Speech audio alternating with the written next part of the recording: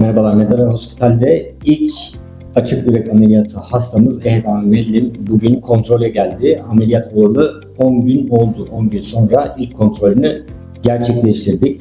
Ehdam Mellim'in şöyle bir özelliği var.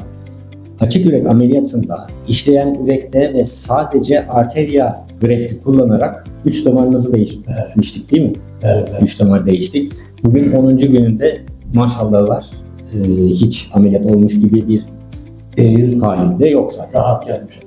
Nasıl geçti? Çok əla keçdi doktor. Yaxşıyam.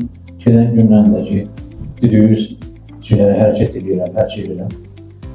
Biraz yatan duranda kürək həyatda biraz ağır olur.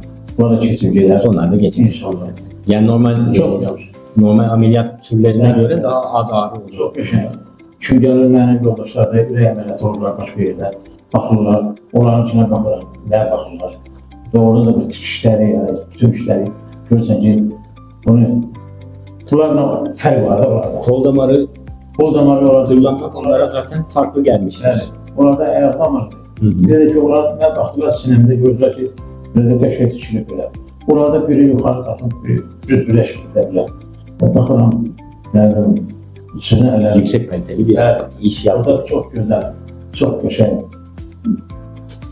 Evet amirim, burada hastanedeyken yaşadıklarını kısaca anlatırsan, hani bir eksiklik var mıydı, önereceğin bir şey var mıdır, nereyi düzeltelim? Görəcəm, mən bura gələn günündən doğrudan da əvvəl anjiyo elədilər, gördən alınmadı, sizin yaxınlar onlardan gəlir. Yaxınlarla söhbət elədilər, mənə götürdülər palasiya. Bu birinci gündən necə burada mənə yaxınlıq edilər. Bütün personal saslar da eləcəklər, hamısı elə bir bacı qardaşlar. Doğrudan da adam biləsidir, mehribançılıq. Bir ara elədim, mən bura gəlmişim, qızlar mən hamısı görür, görən kimi bizim xəstəmiz necə belə, hamısı deyirlər ki, maşallah, maşallah. Hepsine gerçekten biz de teşekkür ediyoruz. Allah özveriyle sizin əlləriniz qızıldır. Allah da sizin ananızın mən siz doğru. Məni sağladı. Çok sağ olun. Onu söyleyeceğim. Anneme de söyleyeceğim. Onu yaradana qurban olun. Sağ olun. Sağ olun. Çok sağ olun. Doktor, siz gözəl insansınız. Doktorlar var ya, biz gedirik xəstəxanalara görürlər. Eqayis adamla elə rəhsər eləyirlər ki, adam istəmir kimsəsin. İkinci dəfə sonra gelməyər.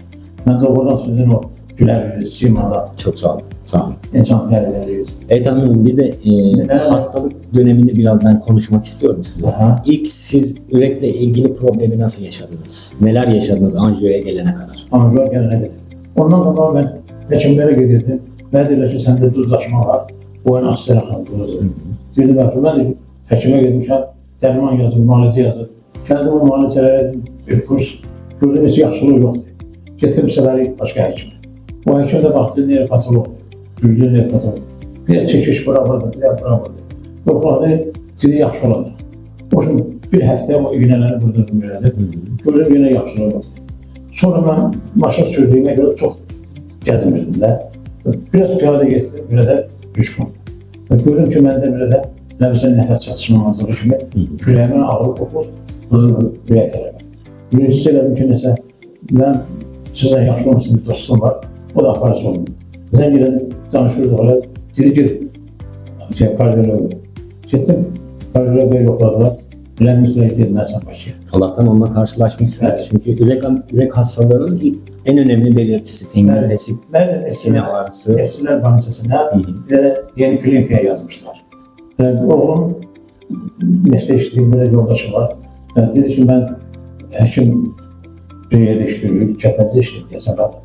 Dedi böyle bir güzel insan. Biz de oradan şeyler akılıyor. Yani şişimlere baktılar. Nasip buraya. Ben edildiler ki gezine geldim. Ben de geldim yakında kaldım ki birden çıkıp öyle oradan bir var yasalardan bura 2-3 kilometre gelmektense buradan yakınlığa yasanlardan psikolojinin özümüzü çatırabiliriz. Gelen kimden kabul ediyoruz. Aparız güzel. İnşallah Allah uzun ömür versin. Bir de şey sormak istiyorum. Evet amirim. Şimdi anjiyo oldunuz. Evet. Size ameliyat olmanız gerektiğini söylediler. Evet. Siz onunla fikirleştiniz. Ve evvel doğrudan da çok o anjiyoda gördüm anjiyo asan. Evvel bilirdim ki anjiyo çok çetindi. Orada gördüm asan değil.